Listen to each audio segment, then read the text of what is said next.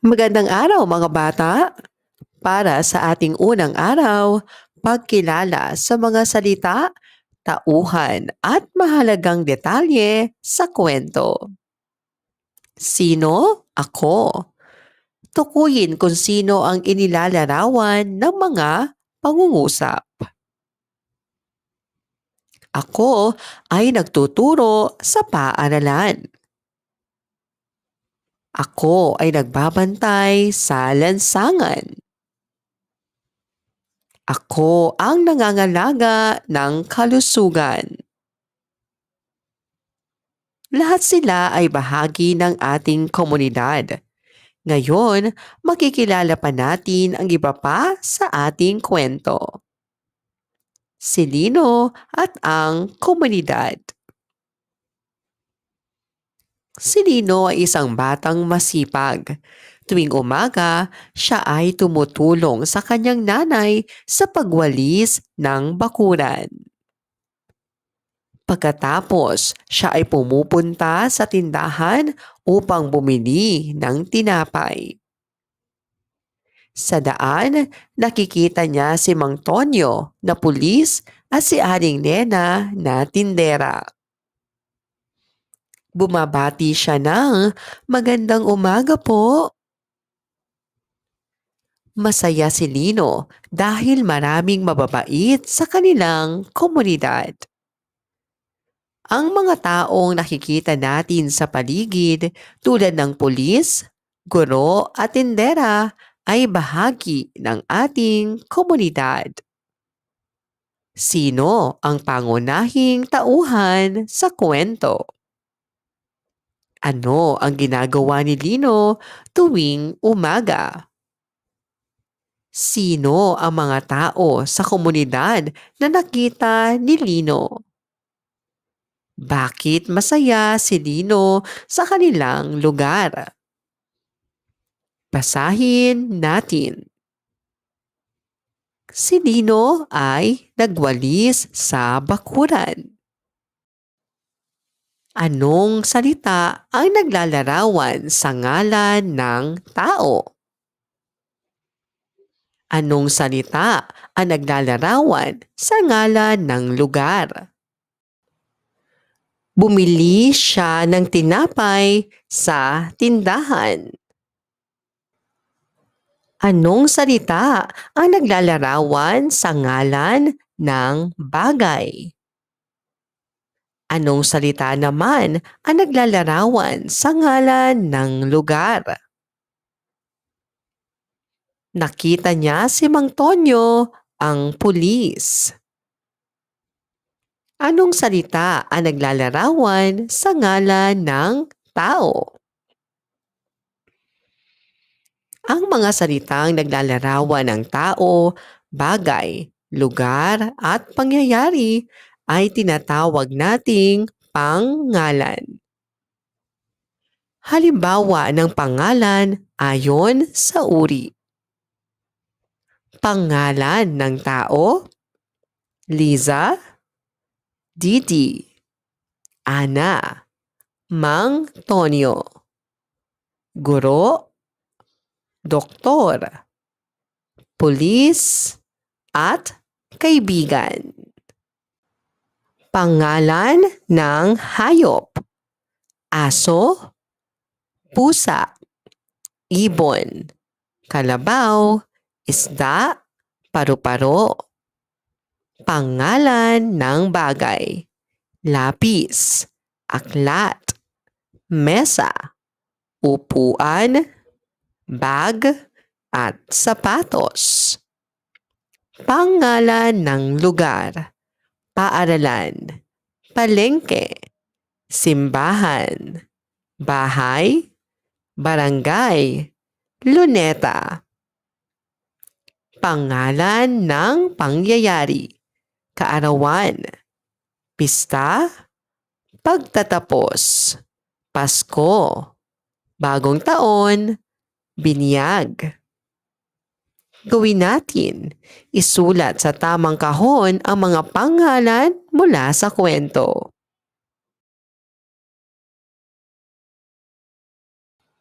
Gawin natin.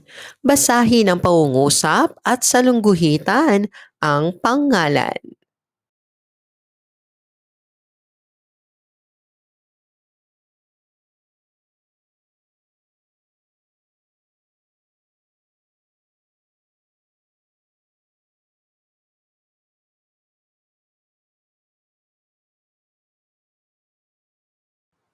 Laging tandaan, ang komunidad ay binubuo ng mga taong nagtutulungan at gumagawa ng mabubuting gawain.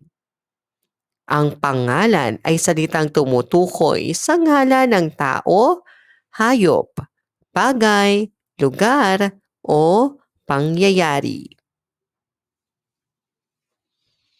Ikalawang araw, pagkilala sa mga salita at pag-unawa sa kwento.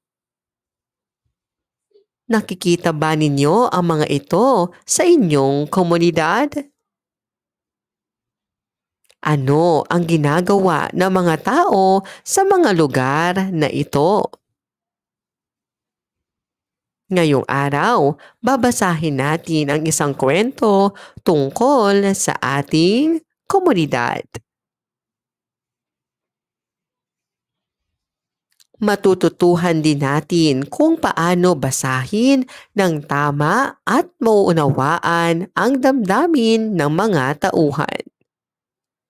Basahin natin. Bahay. Bahay.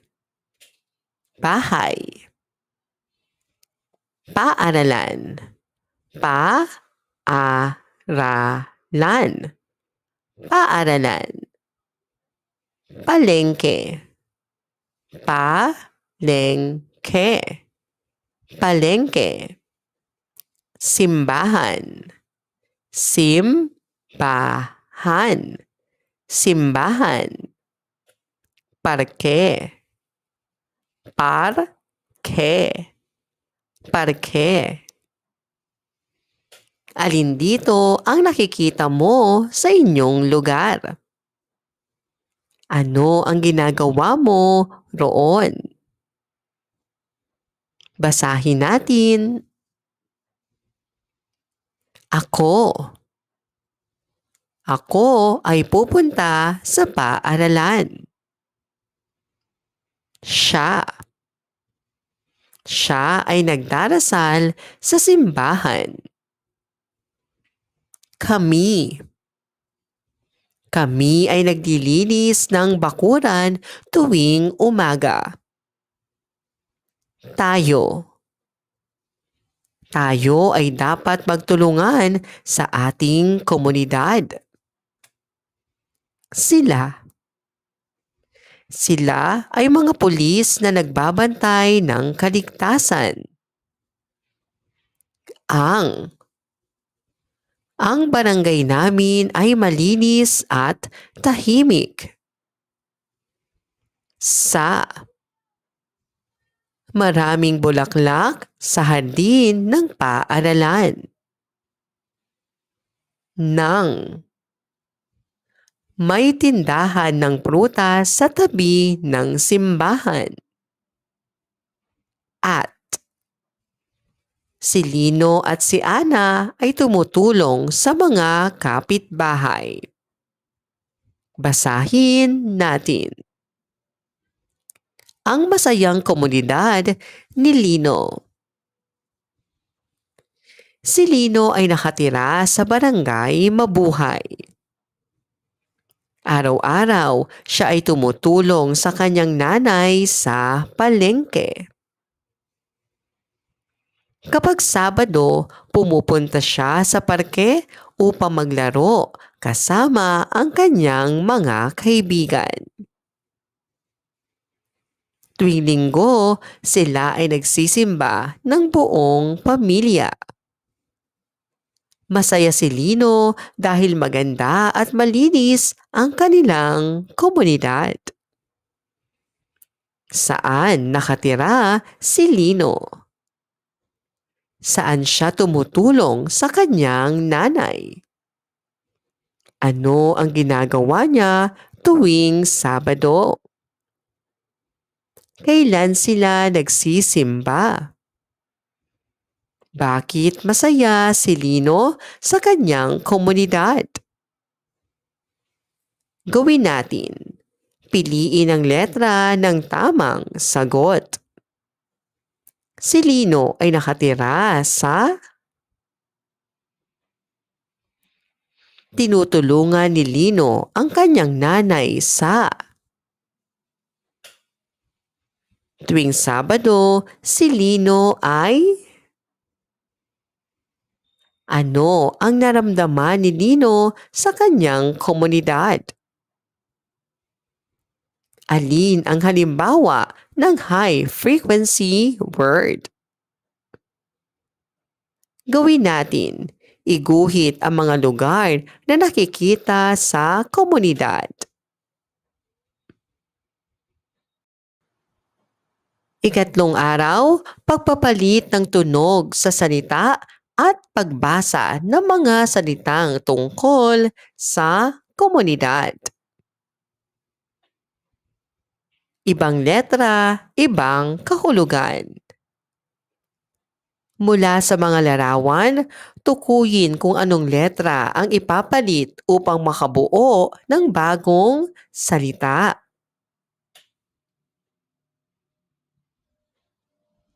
Aso, ako. Bahay, bahag.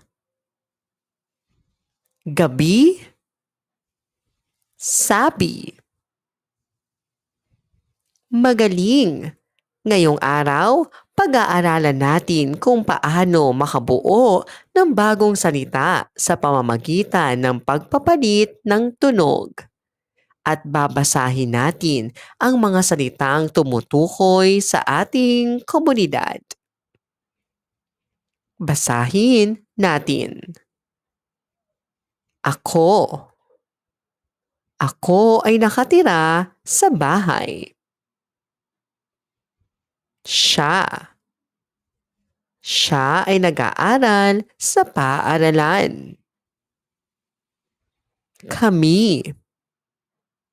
Kami ay naglilinis ng silid-aralan tuwing umaga. Tayo. Tayo ay magtulungan upang maging malinis ang paaralan.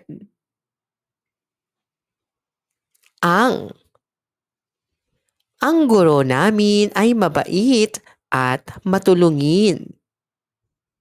Sa. May mga bulaklak sa harap ng paaralan. Nang. Maraming estudyante ng grade 1 sa aming paaralan. Basahin natin. Sa aming komunidad. Si Mila ay nakatira sa barangay Masigla. Tuwing umaga, siya ay nagwawali sa harap ng kanilang bahay. Pagkatapos, pupunta siya sa paaralan upang mag-aral. Kapag linggo, sila ng kanyang pamilya ay nagsisimba. Si Mila ay masipag at masayang bata sa kanilang komunidad. Saan nakatira si Mila? Ano ang ginagawa ni Mila tuwing umaga? Saan siya pumupunta pagkatapos magwalis? Ano ang ginagawa nila ng pamilya tuwing linggo? Paano mo ilalarawan si Mila? Gawin natin. Piliin ang letra ng tamang sagot.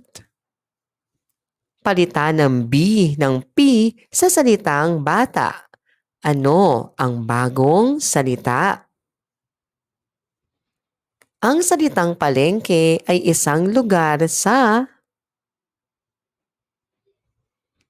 Ang salitang ako ay isang halimbawa ng ano ang ginagawa ni Mila sa umaga. Si Mila ay isang patlang na bata. Paano tayo makabubuo ng bagong salita? Kapag pinapalitan natin ang tunog ng letra, maaari tayong makabuo ng bagong salita. Gawin natin. Palitan ng mga letra ang salita upang makabuo ng bagong salita.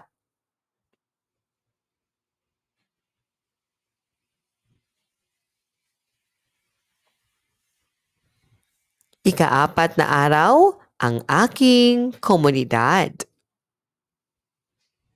Nakikita ba ninyo ang mga lugar na ito? Saan kayo madalas pumunta? Basahin natin. Bahay. Sa bahay tayo nakatira. Paaralan. Sa paaralan tayo nag-aaral. Palengke. Sa palengke bumibili ng pagkain. Simbahan. Sa simbahan tayo nagdarasal. Parke. Sa parke tayo naglalaro. Basahin natin. Ang mabuting magkakapit bahay. Sa barangay Masigla, nakatira sina Lito at Ana. Araw-araw, tumutulong si Lito sa kanyang kapitbahay na si Lola Rosa sa pagwalis ng bakuran. Si Ana naman ay laging nag-aabot ng pagkain kay Mang Ben, ang tanod. Lahat ng tao sa kanilang barangay ay nagtutulungan at nagmamalasakitan. Masaya sina Lito at Ana dahil alam nilang marami siyang mababait na kapit bahay. Saan nakatira sina Lito at Ana? Paano tinulungan ni Lito si Lola Rosa? Ano ang ginawa ni Ana kay Mang Ben? Ano ang naramdaman ni Lito sa kanyang mga kapitbahay? Anong katangian ang ipinakita ni Lito at Ana? Laging tandaan, ang komunidad ay binubuo ng mga taong nagtutulungan at nagmamalasakitan. Dapat tayong maging mabait, matulungin at magalang sa ating kapitbahay. Maraming salamat po sa inyong panonood at pakikinig. Hanggang sa muling pag-aaral ng asignaturang Reading and Literacy. Paalam!